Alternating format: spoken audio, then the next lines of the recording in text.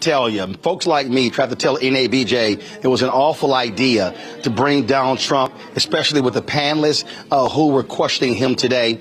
It was supposed to start around noon, did not get started late. And what did he do? He came out there immediately insulting NABJ, talking about how he had him waiting 35 minutes. They put out a tweet claiming the audio was bad. That was an absolute lie. The real issue backstage, the Trump people did not want to be fact-checked in real time by PolitiFact. In fact, it didn't take Donald Trump any time at all to do what he is very good at, that is insulting black female journalists. This was the first question asked by Rachel Scott of ABC. Listen to this shameful response. Exactly why you would do something like that. And let me go a step further. I was invited here and I was told my opponent, whether it was Biden. Come back. Okay, first of all, folks, I need the control room. I need her question. I need you to play her question and then hear his answer. Okay?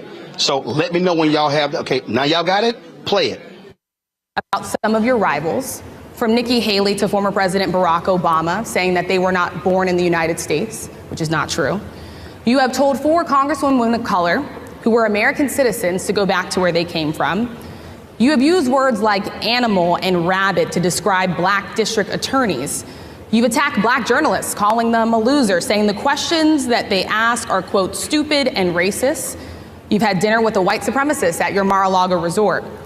So my question, sir, now that you are asking black supporters to vote for you, why should black voters trust you after you have used language like that? Well, first of all, I don't think I've ever been asked a question so in such a horrible manner. First question. You don't even say, hello, how are you? Are you with ABC? Because I think they're a fake news network, a terrible network. And I think it's disgraceful that I came here in good spirit. I love the black population of this country. I've done so much for the black population of this country. Including employment, including opportunity zones with Senator Tim Scott of South Carolina, which is one of the greatest programs ever for black workers and black entrepreneurs. I've done so much, and you know, and I say this, historically black colleges and universities were out of money, they were stone cold broke, and I saved them and I gave them long-term financing, and nobody else was doing it. I think it's a very rude introduction. I don't know exactly why you would do something like that. And let me go a step further. I was invited here and I was told my opponent, whether it was Biden or Kamala, I was told my opponent was going to be here. It turned out my opponent isn't here. You invited me under false pretense. And then you said, you can't do it with Zoom. Well, you know, where's Zoom? She's going to do it with Zoom and she's not coming. And then you were half an hour late, just so we understand. I have too much respect for you to be late. They couldn't get their equipment working or something was wrong. Mr. President, I would love if you can answer the question on your rhetoric and why you believe that black voters should trust you with another 4 years. I have been the best president for the black population since Abraham Lincoln. That's my answer. Better than President Johnson, who signed the Voting Rights Act? For you to start off a question and answer period, especially when you're 35 minutes late because you couldn't get your equipment to work, in such a hostile manner, I think it's a disgrace. Let me just ask a follow-up, sir, and then we'll move on to other questions here. Some of your own supporters, including Republicans on Capitol Hill, have labeled Vice President Kamala Harris, who is the first black and Asian American woman to serve as vice president and be on a major party ticket, as a DEI hire. Is that acceptable language to you? And will you tell those Republicans and those supporters to stop it? How do you define DEI? Go ahead. How do you define diversity, equity, and inclusion? Okay, yeah, go ahead. Is that what your definition? That is give me a definition then. Would you give me a definition DEI. of that? Give me a definition. Sir, I'm asking you a question, a very direct question. Define it for me, if you would. I just defined it, sir. Do you believe that Vice President Kamala Harris is only on the ticket because she is a black woman? Well, I can say no. I think it's maybe a little bit different. So I've known her a long time indirectly, not directly very much, and she was always of Indian heritage, and she was only promoting Indian heritage. I didn't know she was black until a number of years ago when she happened to turn black, and now she wants to be known as black. So I don't know, is she Indian or is she black? She has always But you know identified as what? a black woman. I She went to a respect either historically black one. college. I respect either one, but she obviously doesn't, because she was Indian all the way, and then all of a sudden she made a turn and she became a black person. Just to be clear, sir, do you believe that she is... I think somebody should look into that too when you continue in a very hostile, nasty tone. It's a direct question, sir. Do you believe that Vice President Kamala Harris is a DEI hire, as some Republicans I really don't have know. said? I mean, I really don't know. Could be. There are some, and there are plenty. I know this lady right over there, Harris, is a fantastic person who just interviewed me at length, and we had a great interview, I think, and I heard you got very good ratings on that Well, interview. you told me it was the longest one of your life, so we had a good discussion. Look, I want to talk about why you're here today. I mean, it is not lost on us how divided we are as a country. And as you were coming today, we really got to see that we were... Okay, pause right there. Okay, first of all, there's no way in hell I'm going to let y'all even go run that shameful, despicable question from Harris Faulkner, who was a total embarrassment on the panel today. The young lady, I don't have her name, from Semaphore, she had no business being on that panel. The only person on that panel, the three people asking questions, who brought credibility, who brought toughness, and who was trying to hold Donald Trump accountable was Rachel Scott from ABC News. I saw Lindsay Davis in the hallway before I came out here, and I told Lindsay, I'm going to personally tell Rachel that she was absolutely amazing. The other two were useless. Their questions were ridiculous. You did not hear questions specifically pertaining to African Americans. I don't know what the hell Harris Faulkner was talking about. Oh, tell us about why you picked J.D. Vance. And Donald Trump sits there and then gives us a whole damn rundown of his resume. But that was a complete waste of our time. It was a debacle. And also, even how the format was set up, had them sitting in these plush chairs. No, it should have had his ass standing at a podium, them at a table, drilling him with questions. Also, NABJ said, oh, we're going to have real-time fact-checking. Not on stage. So what the hell was that about? There was absolutely nothing about this so-called discussion that was worthy to be held here. Nothing. What do we gain from it? Nothing. He showed exactly who he is, a total asshole who says things about black people that are shameful, pathetic, and despicable. Donald Trump showed us exactly who he was. But NABJ embarrassed themselves when it came to the ground rules that were taking place. Well, they established it was not a strong panel other than Rachel Scott. How the format made no sense whatsoever. And let me tell you something right here. The moment Donald Trump insulted Rachel Scott, somebody in leadership of NABJ should have stood up and said, wait a minute. You have consistently insulted black female journalists, including April Ryan, including Yamiche Alcindor, who was sitting there on the second row there. You are not going to do that. We're going to have a respectful conversation, but you are not going to be insulting our members. And nobody did that. They allowed those three sisters to sit up there defenseless against the constant barrage of attacks from Donald Trump, calling ABC News fake news. That's why he also shouldn't have been invited, because that's what he does, talking about fake news. This man has had a war against media because he cannot stand being fact-checked. He cannot stand being held accountable. And so what you heard was him repeatedly, over and over and over and over and over again, lie in that session today. Okay, there was no false pretenses. It wasn't, oh, if she comes, you come. That was never the case, and he knows it. So he lied about that.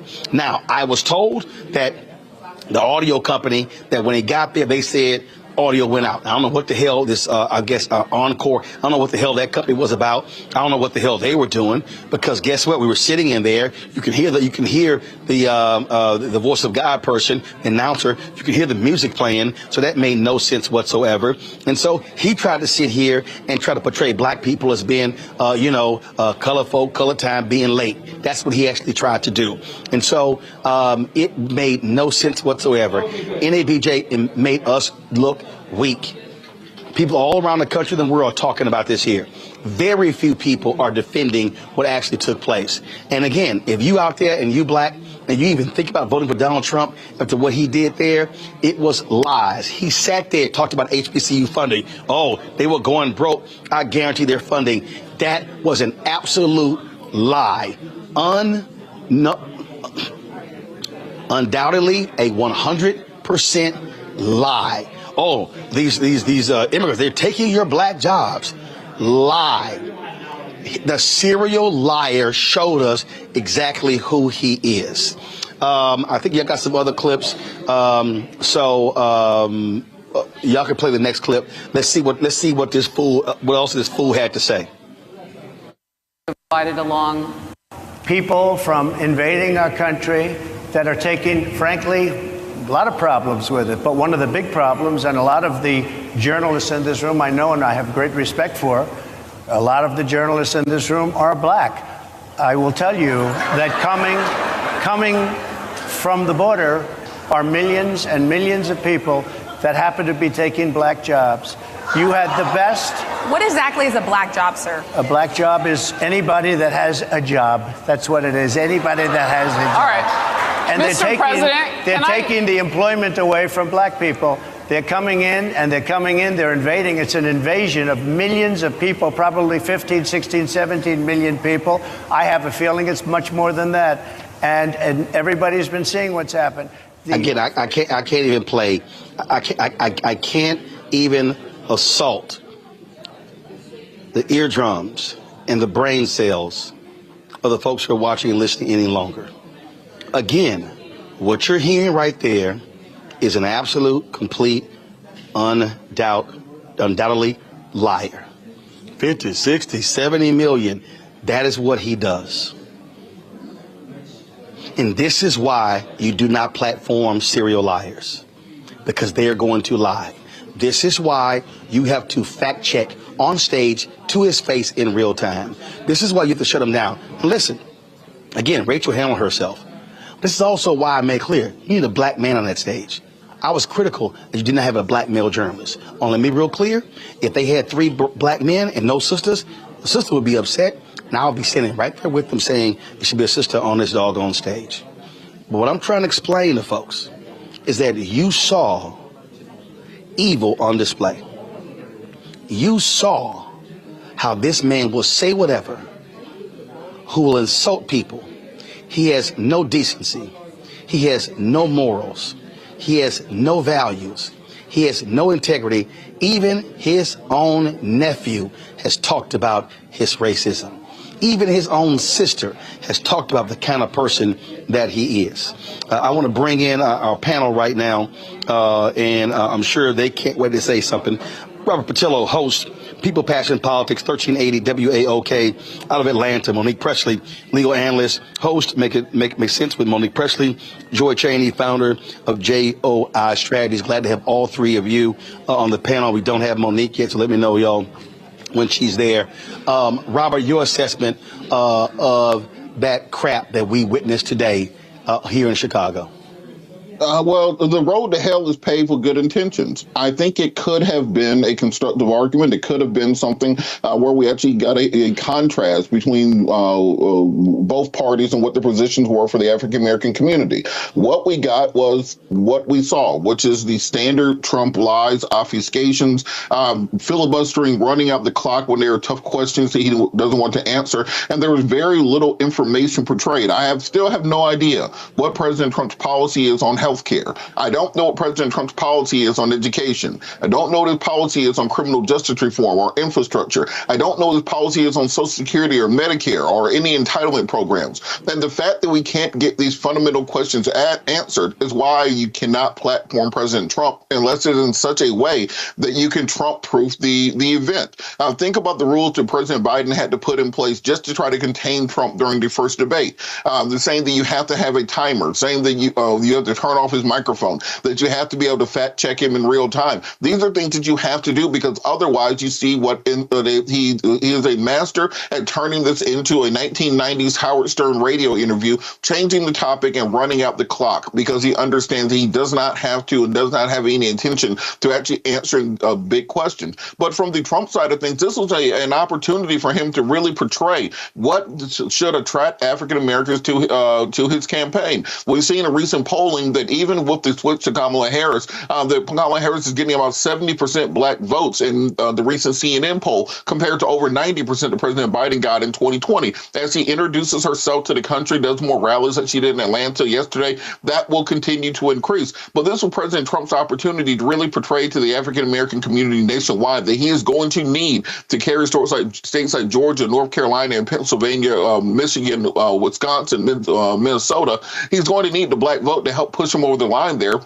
He made no progress in actually saying what his policies will be for those communities, and how electing him again will not take us back to a place where many African Americans were uncomfortable at in 2020 and in the first term of his administration. He did nothing to dissuade the concerns people have about Project 2025, which very much aims to overturning every piece of progress we made during the civil rights movement in the 1960s until today. So I think it was overall a failed event, but I do hope that there will be other opportunities in the next 100 days for President Trump to address the African-American community, present his record, and actually answer the hard questions. It just can't be thrown together in a couple of days. It can't be in that type of format, as you said. You have to Trump-proof it, but I think we do need to hear his answer to what he means and what he intends to do for the black community. But he's not going to answer those questions, Joy. We know exactly what the hell's going on here. And so what his whole job there was to filibuster. He just ran roughshod over every single question. When they tried to push, when they tried to push back, and really, really it was Rachel who was the only one who was really trying to push back. Harris, I don't know what the hell she was doing. And so it really was an abomination. Is Joy there? Joy's up there. Let's go to Monique. Yeah, listen, it's not normal time. Okay, Joy, go right ahead. Can you hear me? Donald Trump isn't normal. Yep, go right ahead. And I think I can hear you, but I don't. Can you hear me? We hear you. Go ahead. Joy, right. We can hear you. Go ahead. Donald Trump is not normal. He is just a complete aberration. He is not someone that you can say, I'm going to have this guy on. He's going to share his policies. He's going to move forward. It's not that. And I think all of our groups, including some of the groups that I advise, we learned a lot today. You cannot simply have him on. Robert is absolutely right. You can't simply have him on, and you may not be able to have him on at all because he doesn't want to abide by rules that are about showing who he is as a candidate and what he would bring to the table. Or maybe that is what he's showing. He's a fool. He's engaged in insult. He's engaged in playing and circus making. This was not about bringing on black voters. This was about ginning up what he perceives to be is a white male racist base. That's what this is. He was performing for them, throwing things at the wall, seeing what might stick, right? I mean, it's almost like improvisational performance art. And we have to put it in the proper context. You can't be serious when you're dealing with a clown. Sometimes you have to say, you know what, sir? Either you live by these rules so that we can actually have a real discussion, or you don't show up at all. Or you don't invite him because you know what he is going to do. Guys, Monique said her signal is freezing. We're trying to actually get her back on. There was a question that was asked regarding Sonia Massey. And my God, ask the question. Kadia Gobas with Semaphore. And again, I mean, I don't know who she is. You know what? I'm sorry. Somebody has to say it. Kadia Goba should not have been on that stage. So here was a Sonia Massey question. I'm sorry? It's very clear. I hear you. Okay. So Sonia Massey, someone from Illinois, an unarmed black woman, was shot the other day in her home by a deputy sheriff. The deputy has since been charged with murder. You said police would get immunity from prosecution if you win. Why should someone like that officer have immunity, in your opinion? Immunity? Immunity. I don't know the exact... Right there. So pause. Okay, so here's why I was kicked off by listening to that. First of all, Sonia Massey, unarmed woman in her home, shot. No, she was shot and killed. She was shot in the face by the officer as she was boiling a pot of hot water. She says, I rebuke you in the name of Jesus. Then he shot and killed. Well, she didn't say how the sheriff has apologized. Then she says, well, you said immunity. No, he said 100% immunity for all police officers so they can do their job. Here's the other thing which I don't understand, NABJ. Why in the hell are you not rolling clips? Why are you not saying, this is what you said, play the video? I mean, I don't understand that. We produce television every single day. How about you actually produce this questioning? So anyway, play his pathetic answer. But I saw something, and it didn't look good to me. It didn't look good to me.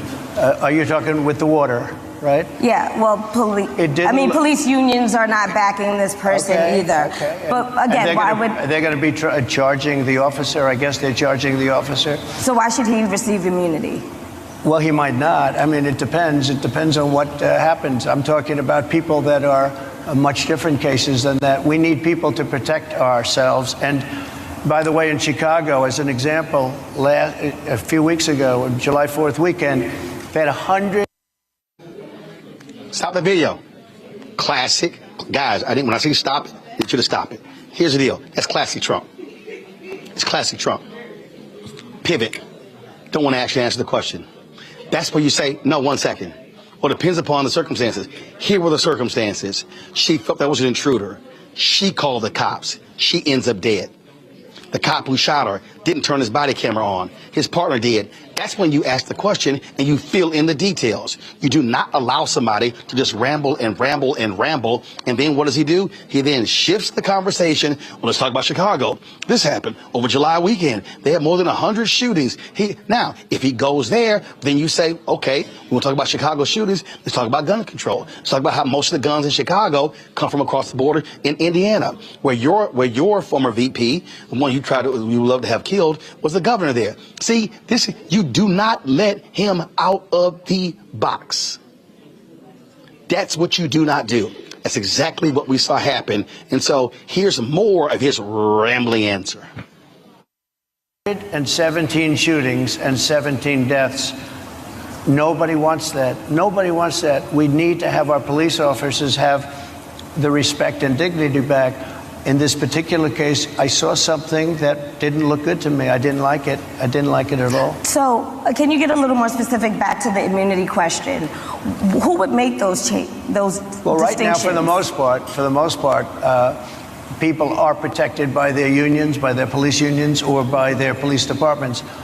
But I'm saying if I felt, or if a group of people would feel that somebody was being unfairly prosecuted because the person did a good job maybe with crime, or made a mistake, an innocent mistake. There's a big difference between being a bad person and making an innocent mistake. But if somebody made an innocent mistake, I would want to help that person. What would those exceptions be? What would determine you an go innocent after mistake? Somebody and it's a very close call and it's very dangerous. And you know, they have the policeman's life and woman is a very difficult thing, because sometimes you have less than a second to make a life and death decision, and sometimes very bad decisions are made.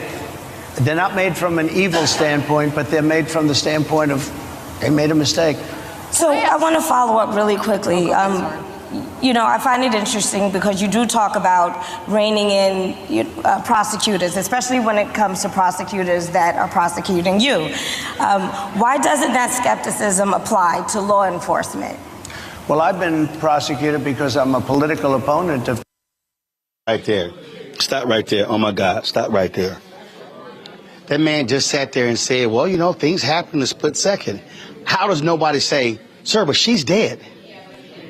Sonia Massey is dead. And then what you then do is recount the other black people who are dead. You press the point and say, that split second determines life or death. But you want to give them immunity. Guess what you didn't hear? You didn't hear anybody say, because when you were president, you had Jeff Sessions and Bill Barr who says we're going to pull back on consent decrees because it's going to hurt the morale of cops. Then you somebody has to say, I'm sorry, there was only one police patterns and practices investigation that took place in your 4 years. Under Biden Harris, it's 12. You heard none of that. You heard none of the press. They allowed this man to ramble. And I swear, Monique, if we were in a courtroom, somebody would object and the judge would turn to the witness and say, I need you to answer the question. Yes, but that wouldn't have worked here either. I think the point, though I understand that better journalists could have done a better job, and I agree with you, hats off to Rachel Scott for doing a yeoman's job today. And then there, you know, the young woman in the middle was inexperienced, and perhaps they selected her to represent in that manner. And then there's Harris. But he was going to lie no matter how much he was pressed. The only issue really is whether the journalist who is speaking spoke more with more facts or not. The bigger issue for me is it shouldn't have happened. It was inappropriate. It was not the right forum.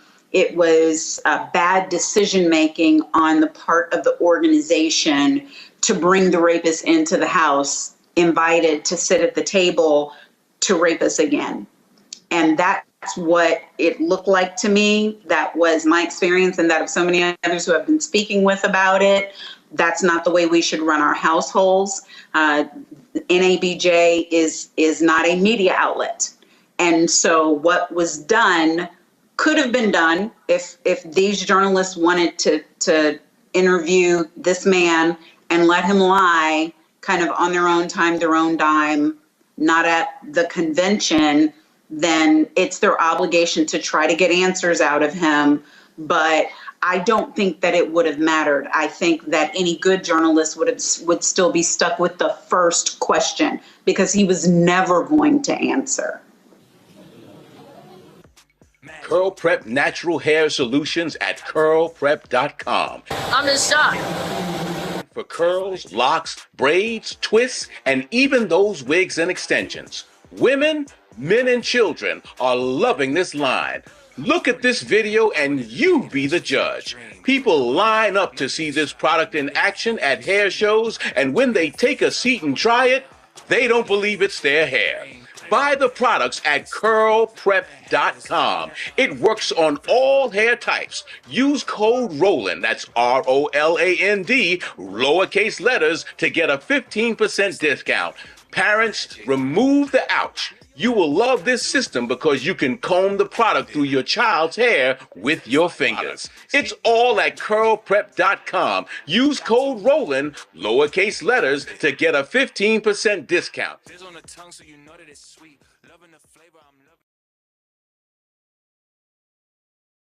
Wednesday, when Donald Trump spoke at NABJ, he came out whining and complaining about the microphones not working, y'all were late, y'all had me waiting 35 minutes, you know, and he was just whining. He was lying. Before it came out, my frat brother, Phil Lewis, showed a photo I just sent y'all. Phil and I took a photo today. I need to show him some love. Phil, this is the photo of Phil. Okay, so I want to show you. I'll show the brother some love. This is the tweet that he posted on Wednesday with regards to why the program was late. It was supposed to start at 12 noon, did not start. He said, "I'm told that Trump is demanding that NABJ not do the live fact checking, and that's why the event hasn't started yet." Well, today, Axios reported this scoop that was the case. If y'all pull up their story. So they claim that backstage, the President Ken Lemon said that the mic issue was resolved quickly, that the Trump people did not want live fact checking to take place. Lemon was preparing a statement to read as to why Trump basically was going to leave, and then Trump decided to walk out on stage. Lemon confirms this to Axios. Here's my problem. And I've had people come to me, Roland, bruh, do you have to be so hard on NABJ? Yes. Because I believe in transparency. In this case, I believe President Ken Lemon, and I like Ken, I voted for Ken. But in this case, he's failed NABJ. Donald Trump sat on that stage and lied. And they knew he was lying. So they allowed that lie to be stated and to be spread across the nation and the world. And so then you come back and tell Axios what really happened. You don't tell the membership, you tell Axios. I'm not going to let that man sit on stage and basically say, we dealing with CP time here. They 35 minutes late. They ain't got their stuff together. They so weak, their microphones didn't work. That was a lie, and NABJ President Ken Lemon knew it. And what he should have done, the moment Donald Trump lied, he should have said, 1 second, hand me the microphone. He should have said, Donald Trump, he could have called him Mr. Trump if he wanted to. I wouldn't call him Mr. President. He should have said, Donald Trump, as the president of this organization, I cannot allow you to lie to our members or lie to the assembled media or lie to the world. What you just said is a lie. The delay took place because you and your team did not want us to have live fact-checking of your appearance here. You are more than happy. We're more than happy to allow you to give your opinion. But if there's anything that's fake news, it's what you just said. And then he should have went back and sat down. That, for me, I got a problem with that, Matt. I got a problem when you let that man lie and embarrass your organization and you don't correct his ass in real time. Yeah, I think you've stated it perfectly. I don't know that I have too much to add beyond, I would say that I think we see that often, not even just in the NABJ context, but there is a deference and a diplomacy, a diplomaticness, if you will, paid to blatant dishonesty. And rather than allowing him to say it and then on the back end trying to triage it, you got to cut it off at the pass, like you were saying. Take the mic and say, no, that's not true, particularly when, as he is wont to do, you're playing on racial stereotypes. I mean, as you were saying, it's exactly what I was thinking. It's like he came and said, I'm here with you Negroes. Y'all on CP time, couldn't start on time. Your microphones ain't working. And that isn't true. What's true is you didn't want to be exposed to the live fact checking and you stalled this starting. And it is important that everybody there know that's exactly what it was and not some failing of the membership that makes it look like you did something wrong when you didn't. So I agree with you wholeheartedly. And again, Michael, I mean, folks like Red Roland, man, you being too hard on NABJ, you being too hard on the executive director, Drew Berry, you being too hard on Ken Lemon. No, I'm not. I am a 35-year member of this organization. I have given a lot to this organization. I believe in transparency. I believe in truth. I believe that you stand up and you tell people everything that went down. And I'm sorry, you don't tell Axios something before you tell the membership. They could have sent out an e-blast correcting that. But again, you do not let that man lie on stage and you don't come. First of all, do you know what I'm just saying? The delay was caused because Donald Trump did not want live fact checking. Right. And then when he comes out and lies, you don't live fact check him. Yeah, you know, I read the whole piece today from Axios.com. I saw your post on Instagram on the day of the conference, calling out the lies that the Trump War Room put out, saying that President Trump has been waiting backstage for NABJ to fix their audio issues. And you said that was 100% lie. So I saw that real time when you posted that. And on page 2 of the piece from Axios.com, Ken Lemon says Trump's team eventually asked NABJ not to post the fact checking on its social media platforms or allow the moderator to disclose that there would be fact checking. So, you know, there comes a point you have to show some integrity. And I know Ken Lemon was saying, OK, there were 2,000 people there. They started lining up for 3 hours. But sometimes you just have to say, you know what? It's better that he doesn't take the stage, because not only did he lie, but he continued to attack African-American female journalists like Rachel Scott, who were just doing their job. Rachel Scott of ABC News, just doing their job and holding him accountable because he really didn't want to answer the questions, just like he didn't want to answer the questions in the June 27th debate. So sometimes it's better not to let somebody like that take the stage. But what Donald Trump wanted is he wanted clips that they could play on Fox News to show him engaging with African Americans. And then they say, oh, they were hostile to him except for Harris Faulkner, who's a token at Fox News. Let's just be honest. OK, she didn't ask any really hard pressing questions. I think the last question was about Project 2025, something like that. So this is really problematic. And I think, you know, I'm not a member of NABJ. I have been to an event, a conference or screening of a movie with Spike Lee a few years ago here in Detroit. They got played with this. This is like really embarrassing. And it's caused a rift in NABJ also. Yeah, I mean, and again, my problem is you let the man lie. Yes. And you didn't correct him. And that to me, you got see, here's the whole deal, Matt, and I think this is the problem.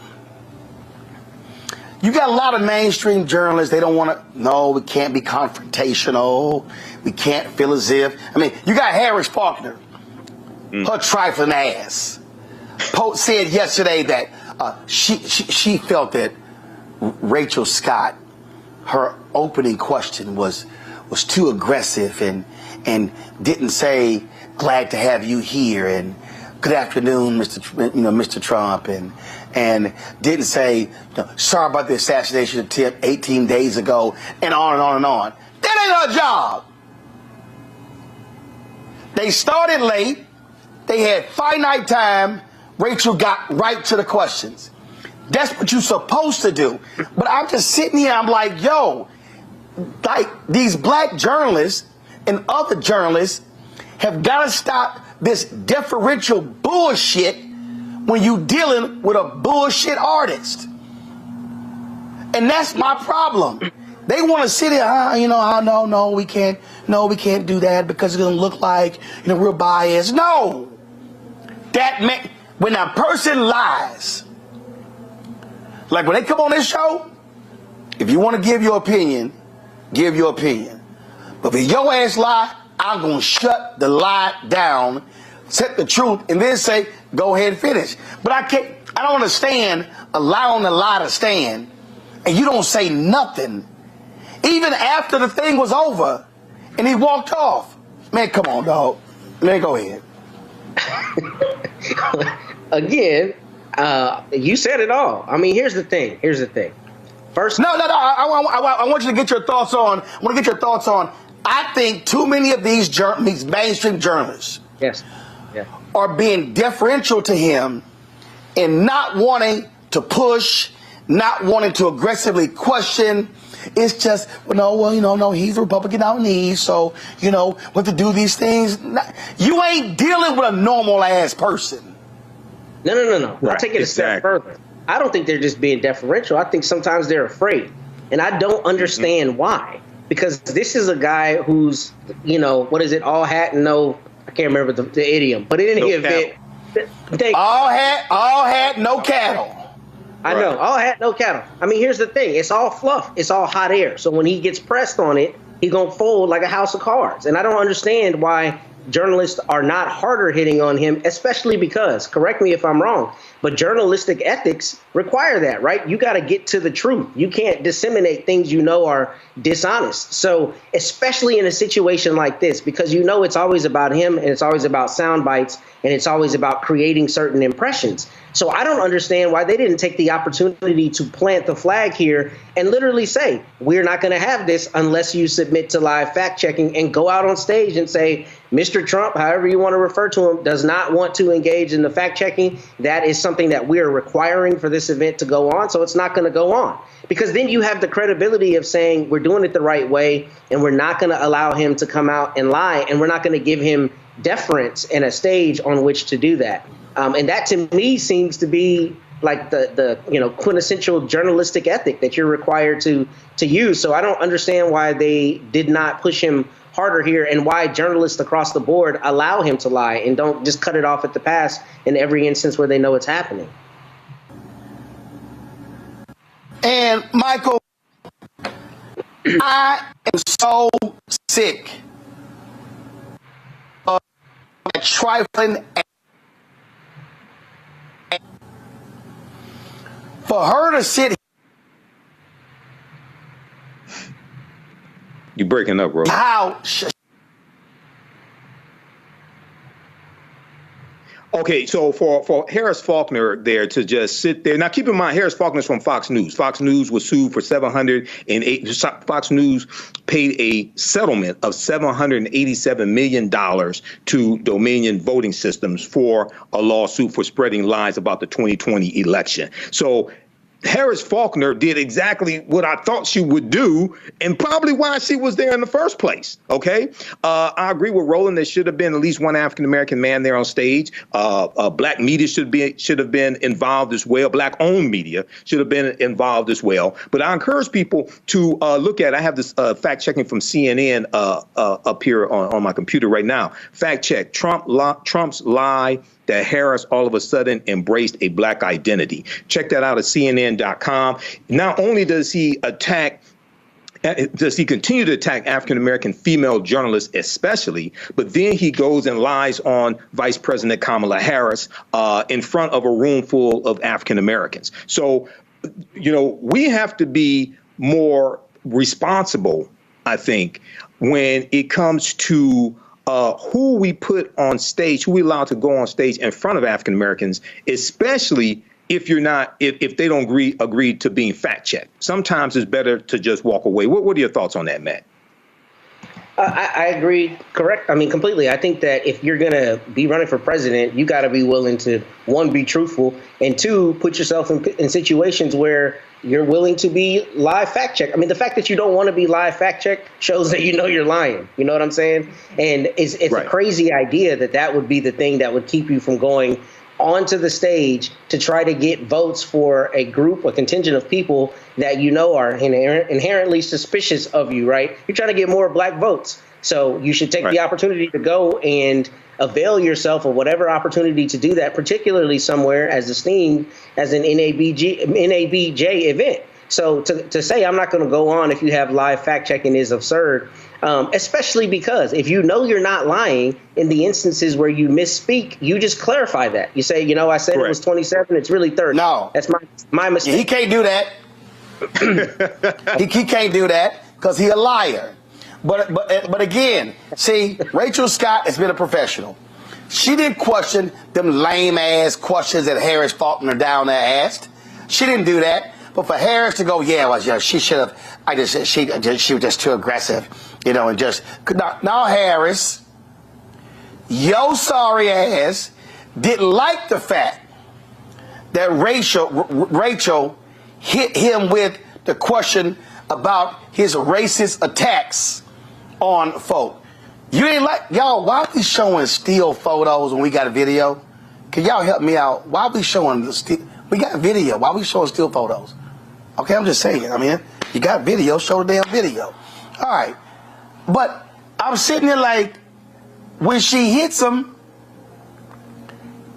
with the question, hey, I just thought that was just too aggressive. No, Harris Faulkner wanted Rachel to kiss his ass. She wanted her to bow down and kiss his feet like Harris does. Well, thank God Rachel Scott ain't lame ass Harris Faulkner, Michael. Oh, I totally agree. I totally agree. But you have some scared people. You have some scared African Americans in media who are afraid to go after Donald Trump like Rachel Scott did. And, the advantage that you have, Roland, is that, you own your stuff. So you can't be fired. You can go as hard as you need to go. Some of the other journalists, I hate to say it, but some of them, it feels like some of them may be compromised, okay, and are afraid to really go there and hold him accountable like he should be. So, I think this was this reminds me of like the guy who gave the commencement address to Florida A&M University and turned out to be a fraud also, right? And he was the big hemp multimillionaire. He turned out to be a fraud. This is like really, really bad what happened. But I encourage people to look at the fact checking from CNN.com, look at the fact checking from the New York Times also, because these lies that Donald Trump told, they have to be exposed. And they have to be attached to him, okay? And this is why it was really a big problem with the June 27th debate on CNN when there was no fact checking there, because he told over 30 lies. He told over 30 lies and got away with it, and it's hard to try to put the toothpaste back in the tube after the fact. Well, I just sit here and just watch this. And again, I'll say this here, and I'm going to close the segment out with this here. Harris Faulkner, keep Rachel Scott's name out your mouth. Mm-hmm. Right. Go on over there with your Trump-loving network, but keep Rachel Scott's name out your mouth. Ashe. Because on that stage, the only person who brought the funk and who was a strong journalist was Rachel Scott of ABC News. And Donald Trump, they ain't fake news. You don't like the fact they don't let your weak ass lie. Curl Prep Natural Hair Solutions at curlprep.com. I'm in shock. For curls, locks, braids, twists, and even those wigs and extensions. Women, men, and children are loving this line. Look at this video and you be the judge. People line up to see this product in action at hair shows, and when they take a seat and try it, they don't believe it's their hair. Buy the products at curlprep.com. It works on all hair types. Use code ROLAND, that's ROLAND, lowercase letters, to get a 15% discount. Parents, remove the ouch. You will love this system because you can comb the product through your child's hair with your fingers. It's all at curlprep.com. Use code ROLAND, lowercase letters, to get a 15% discount.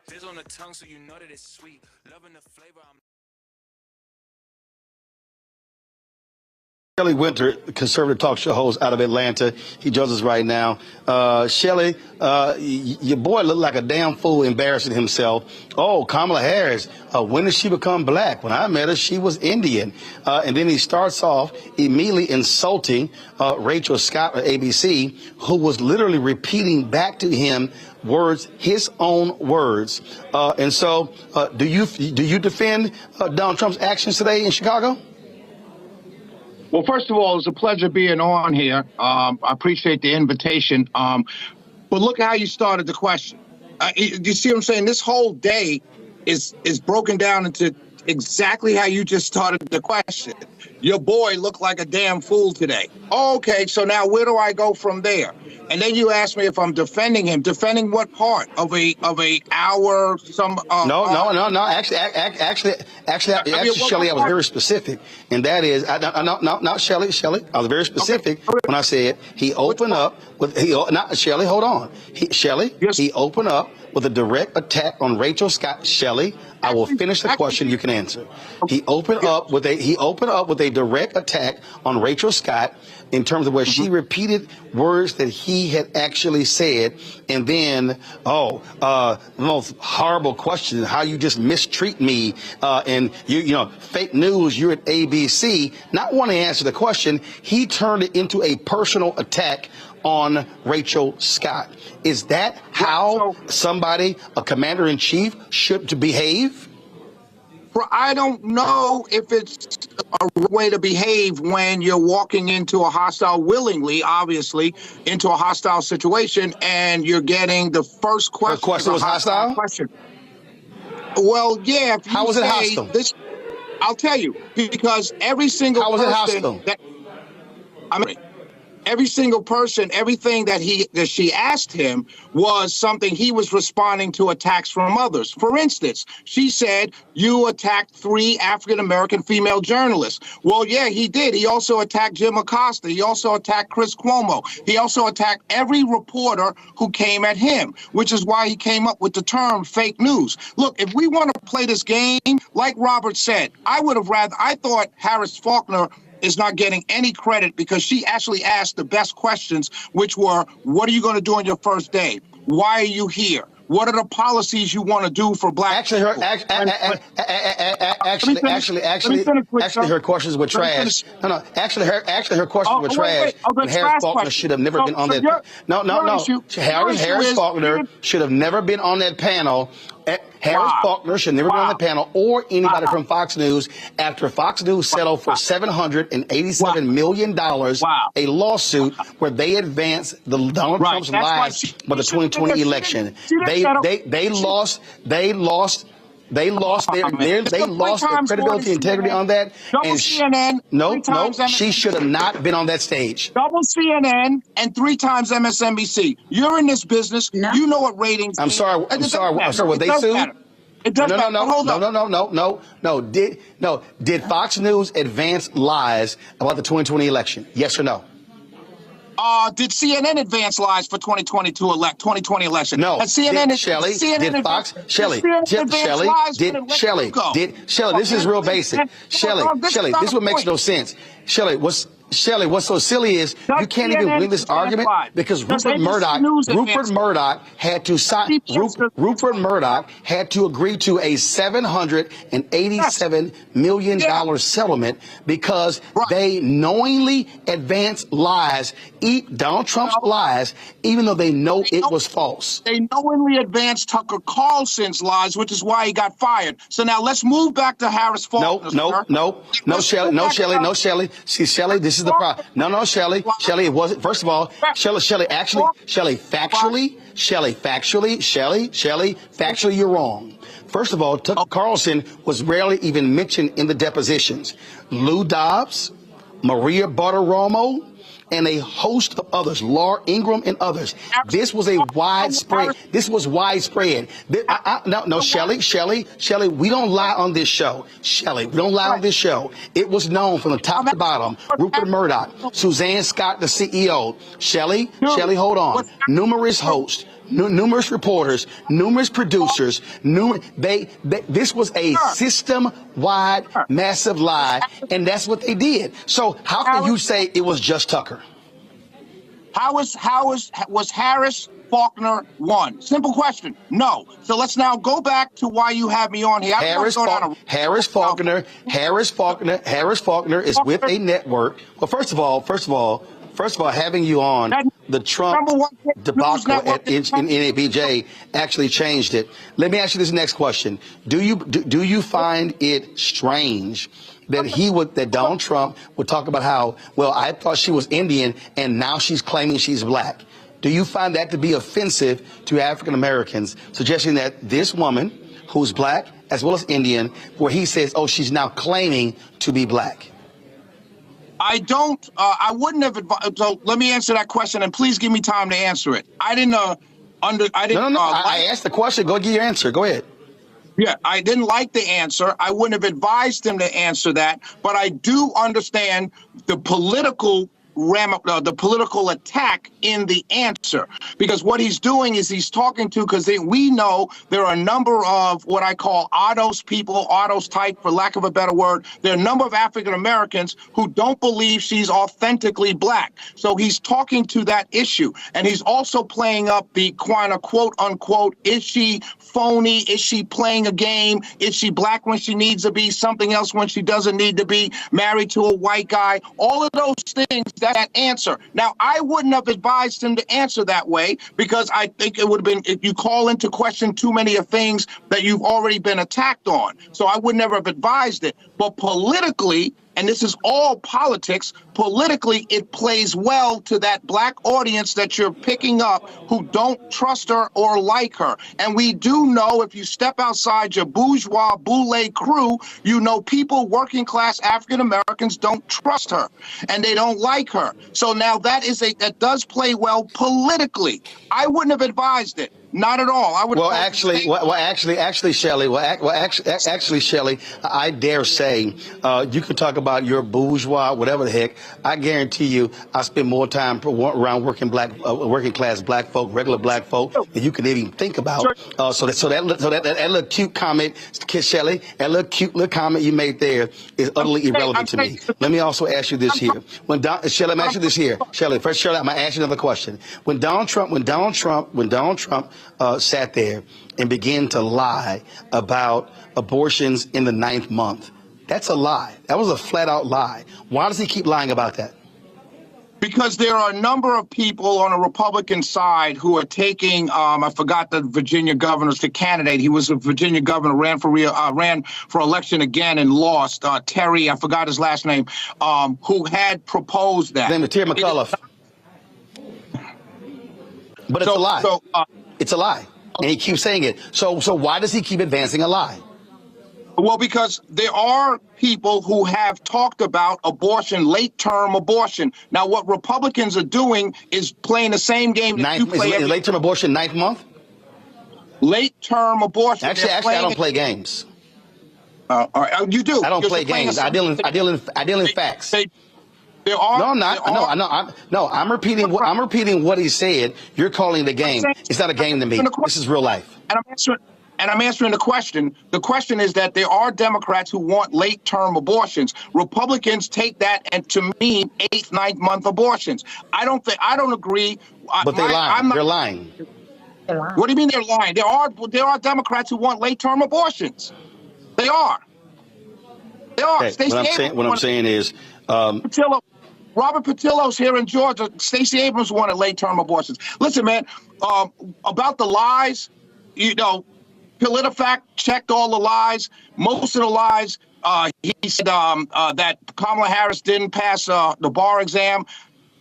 She didn't her first time. Millions of people don't pass the first time. Millions of great lawyers didn't pass the first 2 or 3 times. That is no harbinger of whether you're smart or not. So I didn't agree with that attack either. But so let me ask you this question. Let me ask you this question.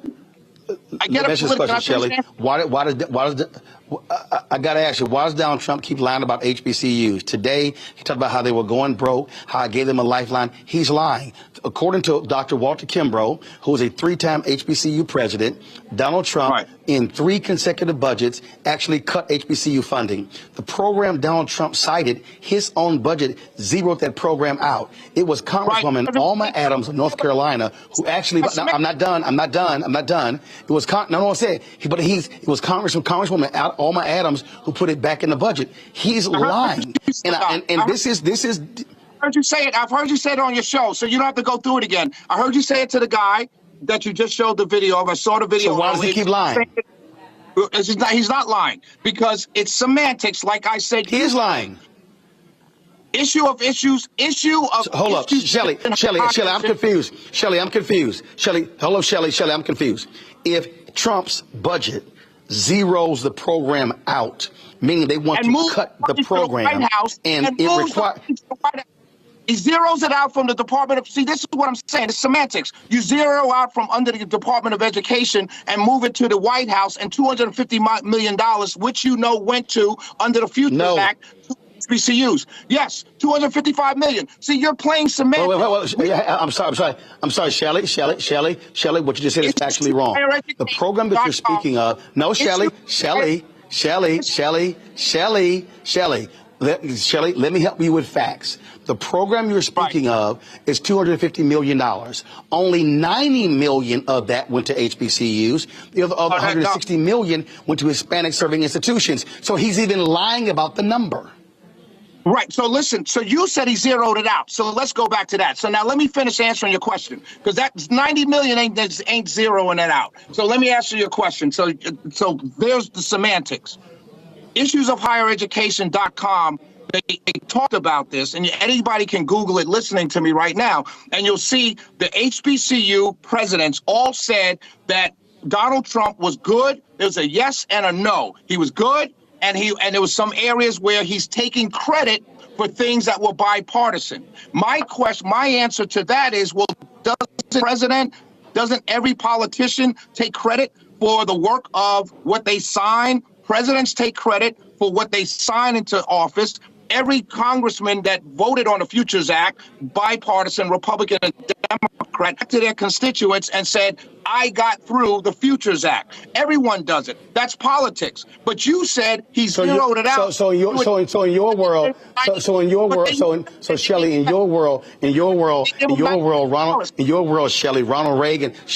world, Ronald Reagan could take credit for signing the bill to make Dr. Martin Luther King's birthday a national holiday, even though he opposed it the entire time. But because he signed it, he's going to take credit. Here's the bottom line.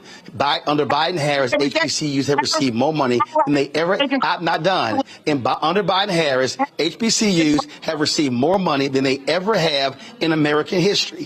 What Donald Trump is saying is a lie. Donald Trump did not provide. He did not provide a guaranteed lifeline to HBCUs. He did not. He's talking about a program that was $250 million, and they provided billions. Come on, Doc. So by Jerron Case is the man you should go to and ask him Shelley, I've talked to Jerron, and guess what? The fact of the matter is this here. If you had to compare Trump, Pence, Biden, Harris, it's not even comparison who has helped HBCUs more. Here's the last question I have for you, and I really hope you can answer this question. Before Trump left the White House, we had to be forced out, I sent an email to the White House saying, I need y'all to provide the data of what has been the impact on empowerment zones. No one has presented that. I had a black pastor from Baltimore who was with Trump and with the announcement. 6 months. Hold up, Shelley. I'm going to let you answer it. 6 months later, that brother came on my show and he said, this has been a failure. Robert. Well, real quick, just what is the impact of those opportunities we have to hop on? So the data, I've been looking for the data as well, Robert, and I'll be totally honest with you. I can't find the data either, and I don't think many people can. One of the problems that I think exists is that opportunity zones came along, I think the latter part of the second or into the third year of Donald Trump's term. And I think it was not well promoted. I think there were a lot of attacks on it from the press, from the media, from Democrats, and I think that's where it got lost. But I've been asking the same question. The program is there, but I can't find out, many of us can't find out how to get in touch with it. We have people in Atlanta who worked on it. I remember there was a meeting, Coca-Cola, I believe, where a bunch of black businessmen came. They heard a presentation about it. They heard about different areas like Campbellton Road that was going to be under that opportunity zone process. So I have the same question, to be quite honest with you. But the program exists. Now, how effective has it been? I don't know. But I can name hundreds of programs that have been implemented by government that don't work or we don't have any data on. But Shelley, But here's my whole deal, Shelley. When somebody comes in front of me and touts a program, how great it's been for black people, here's the deal, though. I want to see the data. Now, if the program is as great as they are describing, I will say it, but there's no data to back up the assertion. My brother, that's a fair attack. That's a fair attack. I'll give you that one fair attack throughout the whole night. I will tell you, though. Well, first of all, you don't have to give it to me because I got 4 or 5. But go ahead. Here, make your final comment. Make your final comment before I got to go to break. My final comment is this. I think that it was bold move for him to go to the NABJ.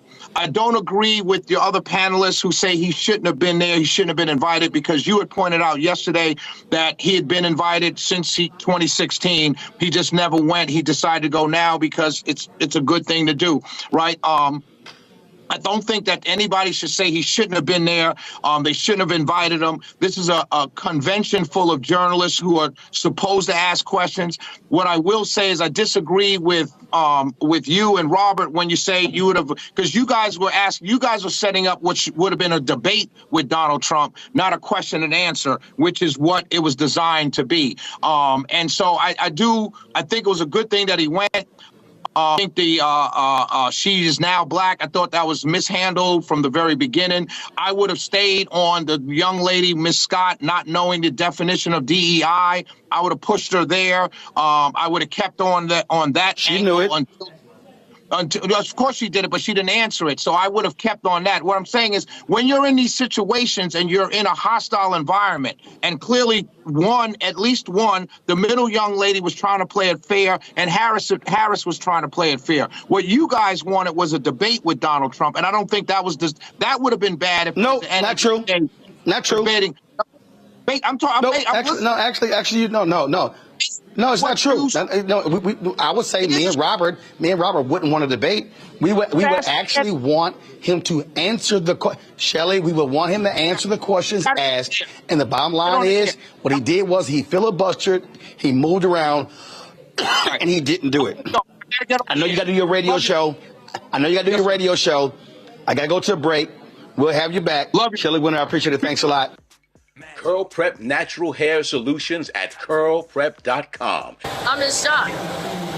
For curls, locks, braids, twists, and even those wigs and extensions. Women, men, and children are loving this line.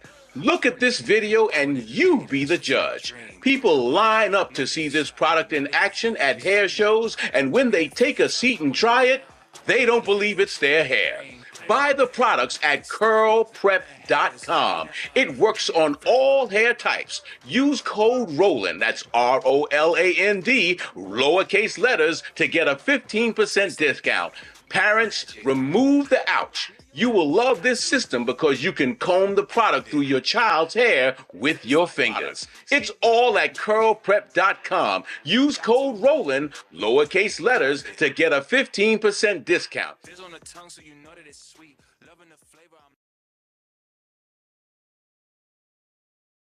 Weasel out of the September 10th debate on ABC, saying, oh, well, Democrats, we don't know what's going on. Well, Vice President Kamala Harris has said, all right, Donald, I'm showing up. So I'm going to be there on September 10th, whether you come or not. I think, Renita, this is a brilliant move by Vice President Kamala Harris.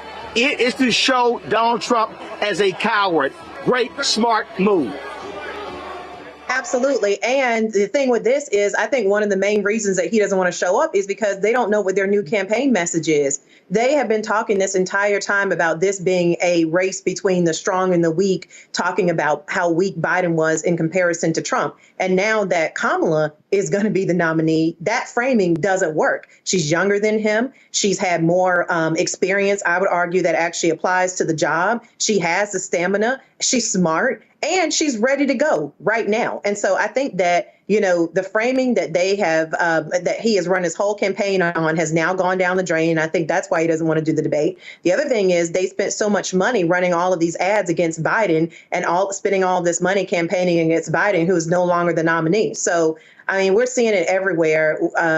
Folks are pointing out that the Trump campaign is scrambling. Trump himself is scrambling because of the because of the interest around what a Kamala presidency would look like. People are interested to see her campaign. People are interested to try to hit the reset button here and bring back the coalition that was slipping away under Biden being the candidate. So he should be afraid. Well, absolutely, and I must say, Congo, look, it's great to stand there. Remember when Clint Eastwood talked to the chair at the Republican National Convention in Tampa in 2012? That's what Vice President Harris should say. Matter of fact, what she ought to do is get a Donald Trump dummy and dress it up as a chicken and stand it there and say, he was too chicken to come here. I think that would be amazing, right? And we know that, some people say you stay petty so you don't have to get petty. I don't think she'll be petty enough to do it, but I would love to see it. But look, the optic of Donald Trump not showing up and giving her the opportunity as a prosecutor to have the largest eyes that will be on this campaign between now and the election, and to just give her an opportunity to freestyle that joint or just answer questions from the moderators, that would be a death knell for the Trump campaign. And so he has no choice. I think he's going to play it because, look, he's hungering for ratings right now and attention. So I think that he was planning to drop out, but I think he's also going to play this out a little bit to keep his name in the news. Will he or won't he? Will they or won't they? And then, show up with the lowest expectations ever. Just not, as Hillary Clinton said, just don't light himself on fire. And people say that he had a presidential style debate and he was great. And that's what he's going to do. So I feel like he's going to show up, but I would just love the opportunity for her to just sit there and prosecute an empty chair, or Trump dressed up as a chicken, some type of physical display of that as well. Absolutely. Julian, your thoughts? Well, first of all, I think your idea about the chicken is funny, brilliant, ain't gonna happen. Kamala has too much class. She's not going to stoop to his level, and his level is pretty low. I do think that he may or may not show up for a debate. She'll wipe the floor up with him, and that's why he doesn't want to come. They basically completely upended the Trump playbook in terms of what they were planning to do. They were planning to ridicule Biden as old and slow, et cetera. And now they can't say any of that about Kamala. He's been name-calling. He's been on a name-calling roll. I think he called her garbage one day, a bum the other day. Really just all-time low. But where's the contrast on the issues? And if he doesn't show up, Kamala will have the stage on Congo's right, and she will shine brilliantly for that 90 minutes that they have reserved for debate. But if he does show up, she's still going to wipe the floor up with him and use those 90 minutes to make the contrast that we need to make. It's not about all this little silliness. It's really about the issues. As we said earlier, it's about the Supreme Court. It's about presidential power. It's also about the Department of Education and Project 2025. There's so many things that she can deal with him that he's lying and saying he doesn't know anything about Project 2025. Half of his prior cabinet has contributed to it. He's lying, why are we surprised that Mr. Trump lies? That's his. That's what he does. So I'm looking forward to September. But here's the deal, though, Julian. I'm a Congo here. I got to disagree with you. I think this is the problem that Democrats make. Democrats go, oh, it's about the issues. It's about the issues. No, it's not. Here's the deal.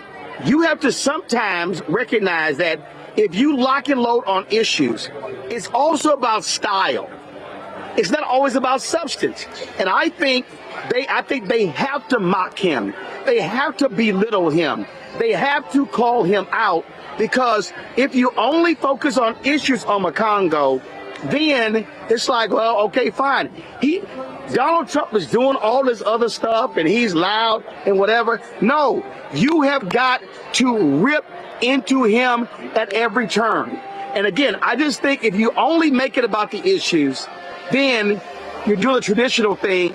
They got to just constantly hammer him on everything, Makongo.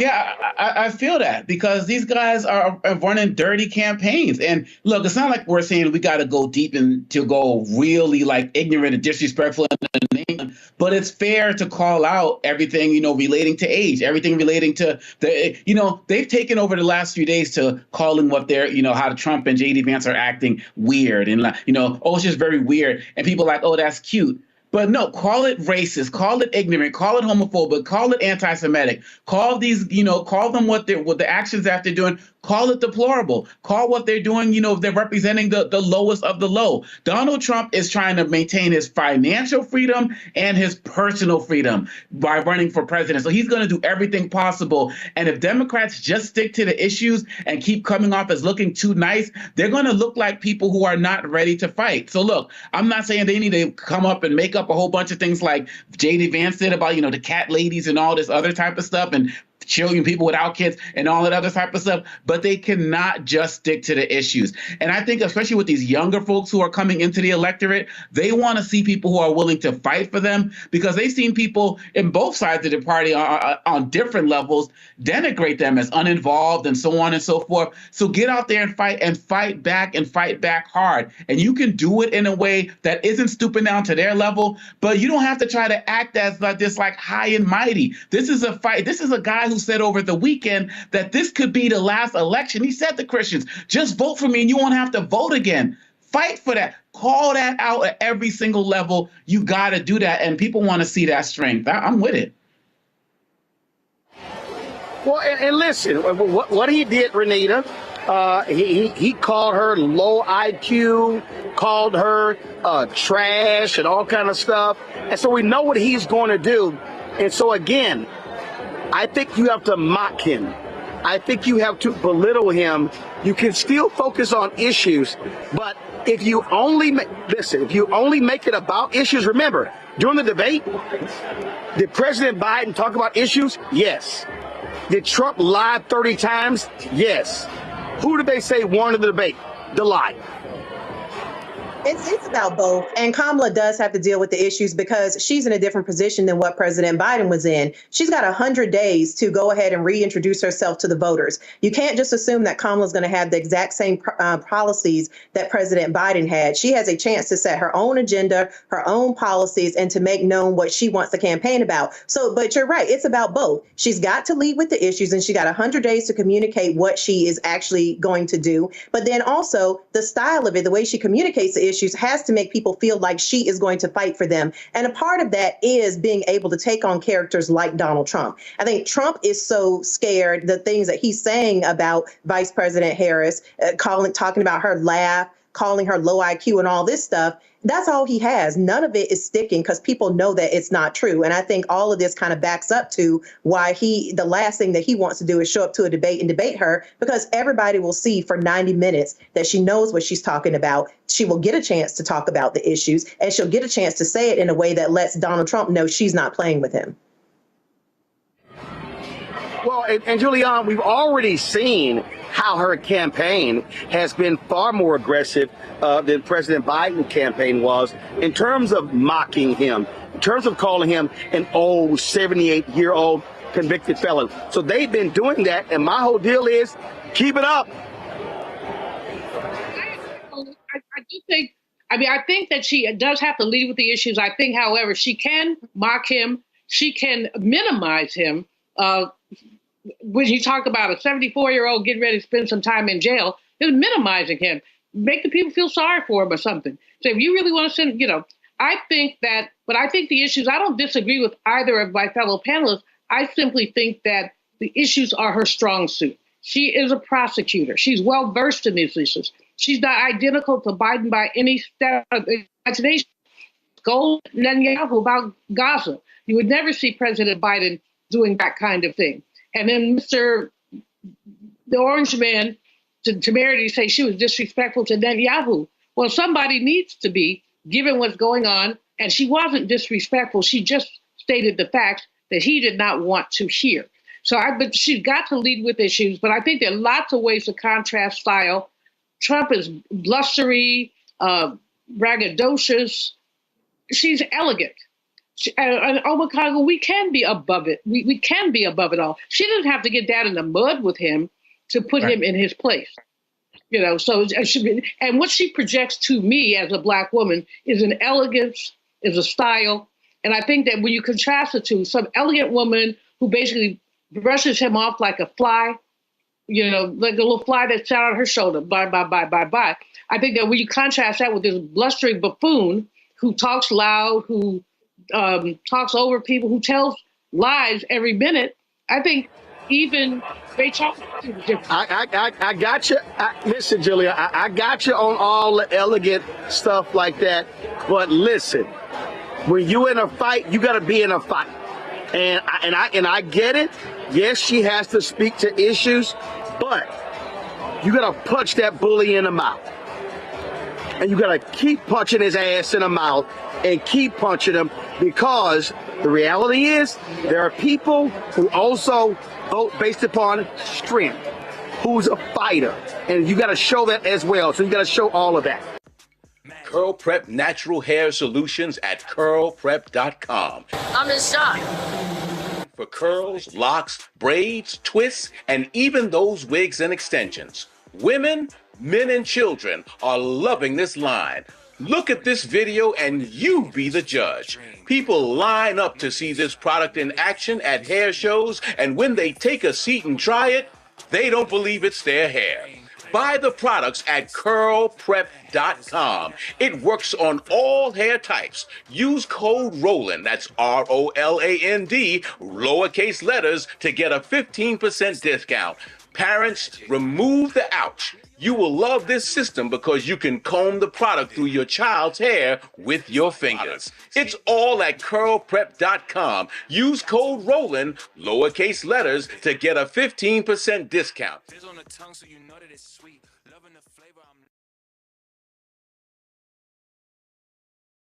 What's happening? Hi.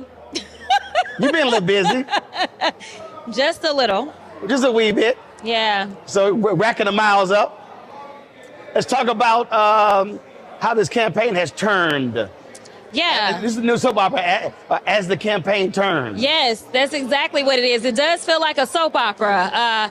I'm sure when they write the telenovela, yeah, it is going to sound that way. But listen, I think that while we never could have scripted this to happen this way, I think that it is the thing that we needed. I think that we are going to turn this thing around. I appreciate what you did with Black men pulling together for the vice president. Obviously, Black women led the way. Joe Taker was the first one to do it, and we did Black women. We just saw white women break Zoom effectively with over 140,000 women. 200,000. Okay, 200,000. They ended up doing Asian folk for Kamala. They are doing Black queer folk for Kamala. Latinas did Tuesday. Okay, so there we go. So listen, I think that we're seeing the level of excitement that we've not seen. White men are organizing right now for their call. Oh, okay, well, praise God. Let's do a little something. But listen, I need people to do more than the phone calls. Yes. It's going to take actually getting out there and doing the work. So I appreciate that these calls have not just been kind of a love fest, but it's been about the money, because it takes money for campaigns to run. But also, it's going to take mobilization. It's going to take conversations. I need those white men not to just show up on the call, but for them to have conversations with other white men. I need those white women that showed up on the call to have conversations with other white women. And listen, I'm not leaving us out of the conversation, because I know that there's still a lot of work to be done in the Black community. Yep. But we have to go from taking those calls and make sure that we get into action. We've got 100 days. That may sound like a lot of time, especially as fast as politics has been moving, but that's absolutely not enough time. But it will be enough in the year of 2024, because we are about to have the first woman president of the United States, and Kamala Harris. Well, what I've been telling people is you need to be achieving maximum efficiency every day.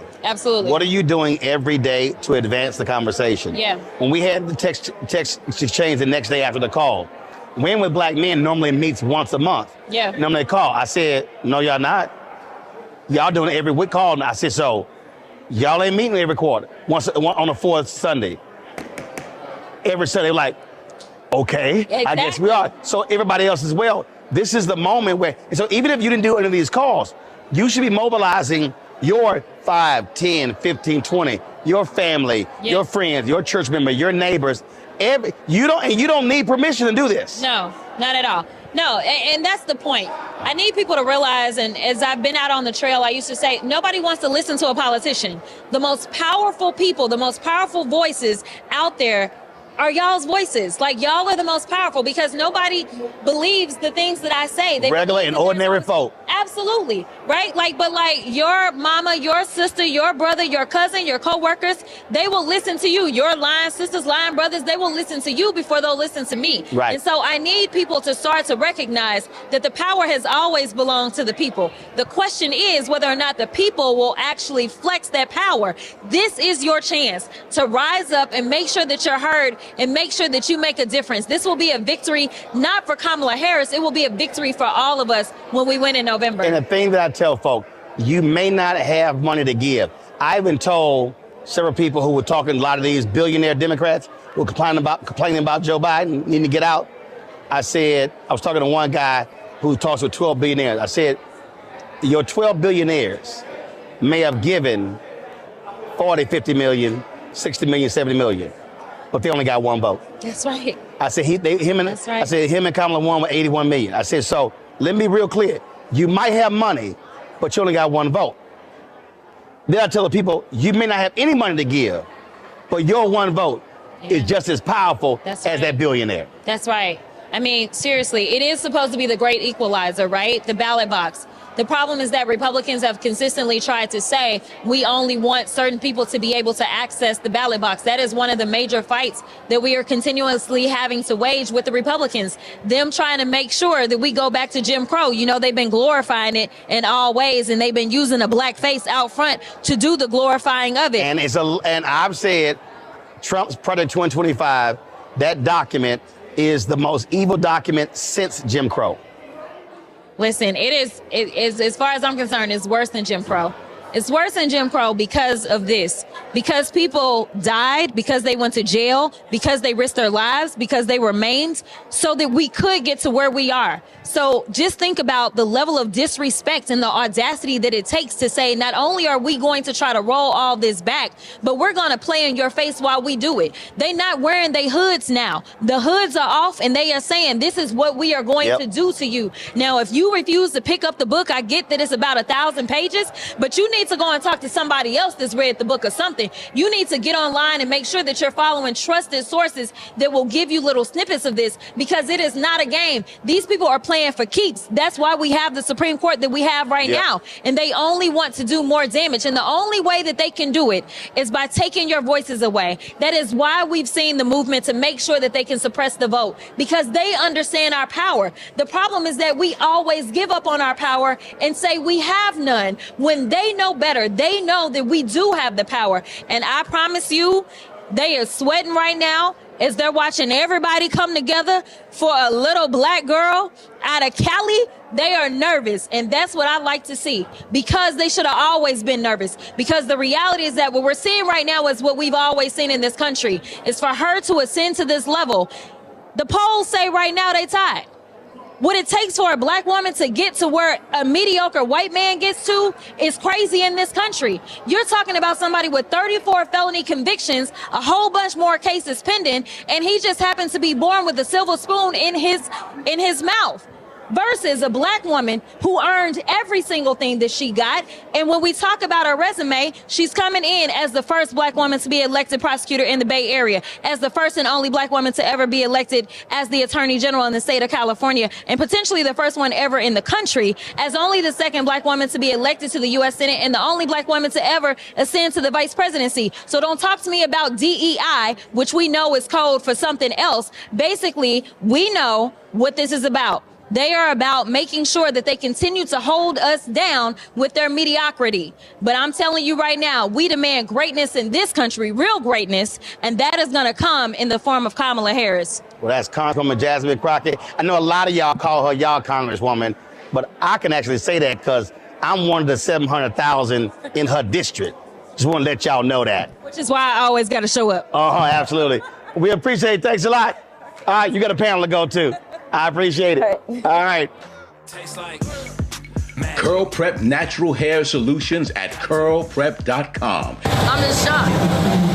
For curls, locks, braids, twists, and even those wigs and extensions. Women, men, and children are loving this line. Look at this video and you be the judge. People line up to see this product in action at hair shows, and when they take a seat and try it, they don't believe it's their hair. Buy the products at curlprep.com. It works on all hair types. Use code ROLAND, that's ROLAND, lowercase letters, to get a 15% discount. Parents, remove the ouch. You will love this system because you can comb the product through your child's hair with your fingers. It's all at curlprep.com. Use code ROLAND, lowercase letters, to get a 15% discount.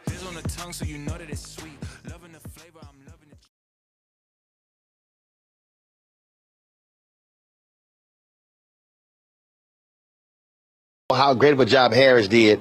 First of all, how your ass wait to Project 2025 to be your last question, and they were actually giving them the rap sign. See, that little silly, so how did you arrive at picking J.D. Vance?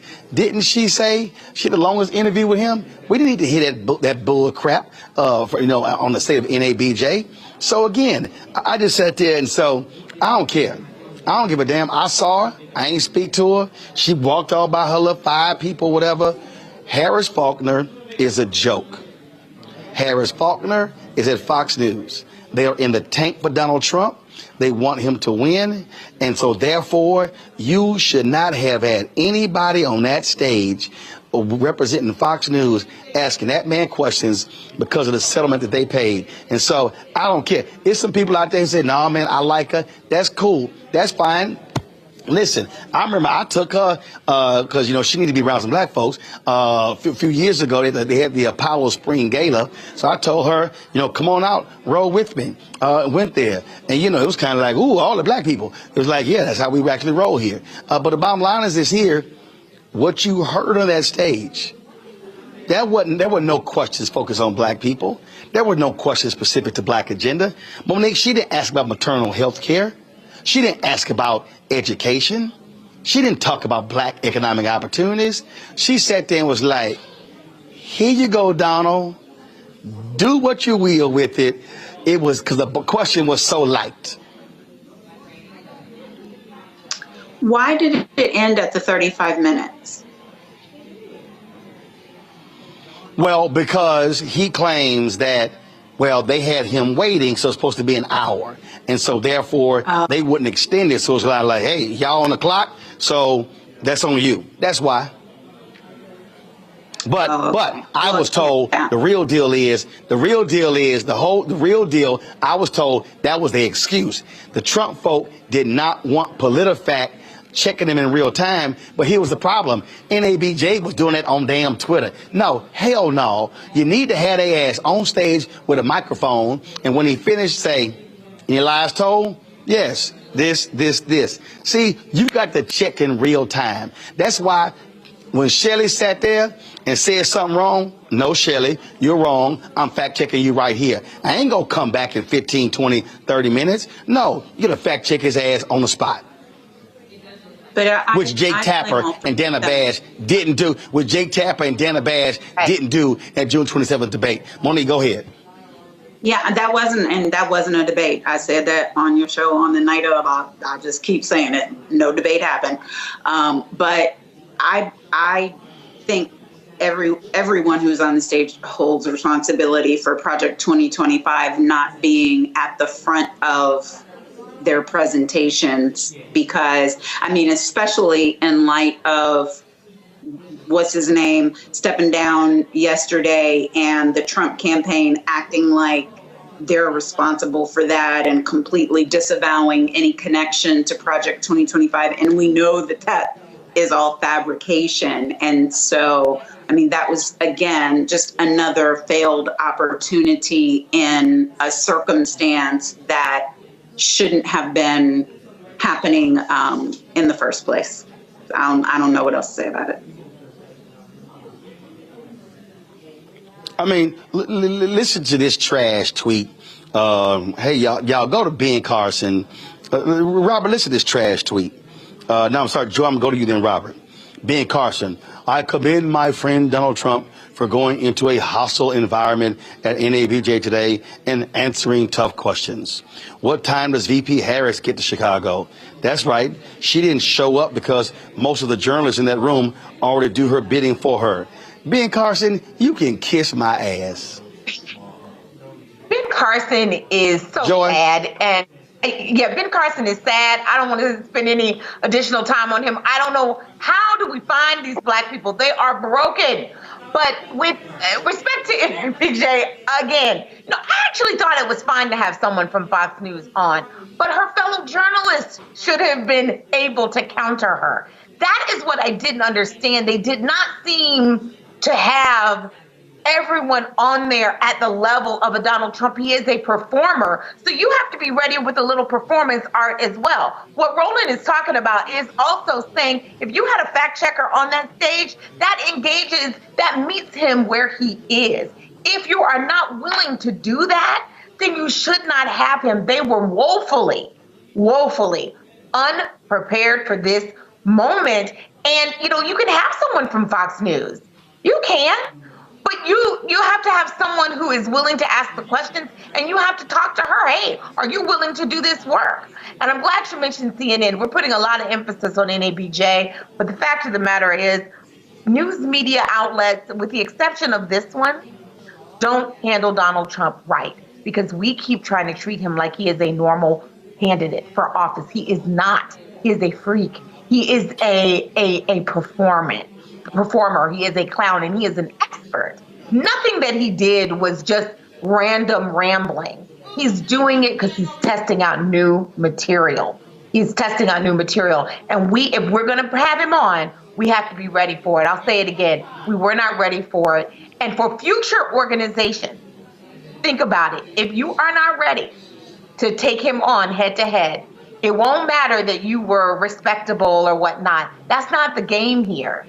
Do not let him use your house to disrespect you and all your people in it. You're under no obligation to do that. And we have to grow up and understand what time we are in right now. This is serious business. Donald Trump is trying to undermine our democracy. Oh, absolutely. And again, though, Robert, when you are dealing with crazy, you know what you're dealing with. You know what you're dealing with. You know you're dealing with sheer stupidity. And so that's what you're dealing with. At one point, when he kept complaining he couldn't hear Harris, and he was like, you're sitting right next to me. Yeah, I can hear you just fine. Oh, just sort of just waved at her. And yeah, it was perfect. Rachel was getting underneath his skin. And that right there, Robert, is the point. Well, I find it interesting. You have to get Robert, hold on, Robert. You have to get under his skin. You have to challenge him. He was angry because she came out the gate locked and loaded. Well, I find it interesting. Much as Republicans talk about DEI as being a bad thing, Donald Trump brought his own DEI moderator. The only reason Harris Faulkner was there because that's the only black woman he knows.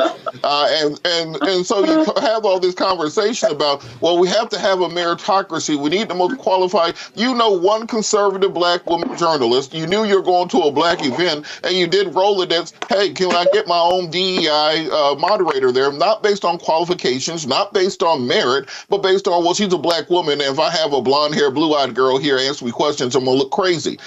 Look, in reality, this is where kind of law and media merge, and Monique can talk about this also, that you have to treat these interviews, as I said, like a cross-examination. And as Roland said, you need to have the clips queued up and sync to the questions you're asking. So you say, so Rachel asked a question. It is a direct question, a yes or no answer. He tries to obfuscate. There's a big-ass screen above my head. We play him just saying that. Now answer the question to what we just played. Like as Roland said, you have to treat it that way because we are now a decade in to Trumpism.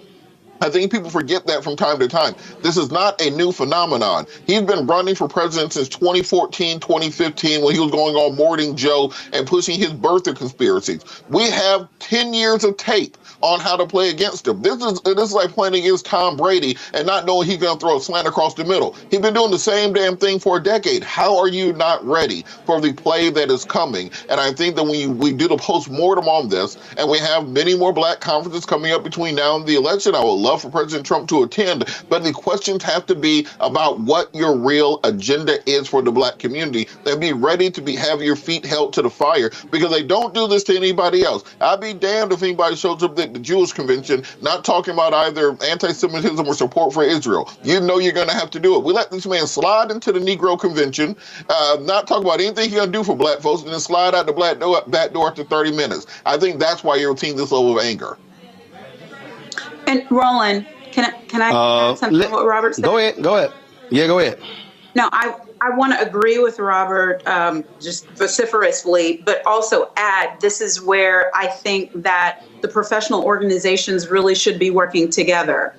Just because NABJ is full of journalists, you shouldn't assume that you know how to deal with a criminal or you know how to deal with an agitated, lying witness. But there is training available so that you can do a better job of that. And that is one of the reasons why our vice president is uniquely situated to be able to handle a debate with someone like him. She definitely, as she's been saying in her new speeches, she knows his type. But it also involves a commitment and a decision.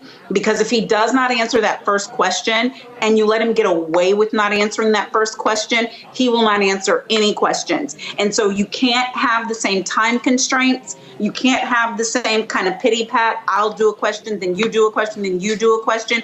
It has to be that when he rambles, you cut him off and then you say, and back to my question. And you lead him where he didn't want to go on his own. And you stay there until he either says he's unwilling to answer it or he cops a plea and says, well, that's my answer. And then you've got to take the win and say, since you are unwilling to answer my question, I will yield to my colleague. I mean, if you're going to get in the ring with him, you've got to mop the floor. And I don't see that level of preparation happening. And I hope that changes. Robert's here. I'm here. Scott's here. Anybody. And I'm not saying there aren't journalists who can do it. I'm just saying cross-examination is different than even regular interviewing or interrogation. These are not even Oprah moments, and she's the queen of interviewing. This is get your ass. And that is a skill set. And I have not seen it yet. And I agree with my two panelists tonight. If you're not ready for that, don't go in there. Don't do that. It's not for you. Yes. At the very least, they could have answered with, let the record show, he did not answer my question. You can even politely say that. He didn't answer my question. He lied. Our fact checkers are saying this is a half truth. Whatever it is, being able to just do that in real time. You don't even have, if you don't feel like, hey, this is not a cross-examination, we can't, do the banter. I'm with Monique, but just in case you're not with her, you can at the very least follow up and say, just so you know, that this is what happened here. We're moving on, but he failed to answer this question. We're moving on, but he lied again. You can do that. You can do it respectfully. You don't have to allow him to disrespect you in order to have a fair process. Fair for Donald Trump is holding him accountable. And that takes preparation. I'm not even saying that is a fault of these journalists. That is a particular skill, and it takes practice. And I think that there has to be a good deal of preparation. The same way you prepare for debates, I believe the people who are questioning when you're dealing with someone as kind of slippery, and the thing about it is, as I said on your show the night of that other debate, Roland, when you are a pathological liar, you don't have to practice. Anything that comes out of your mouth is what you're saying right then. So he's always ready.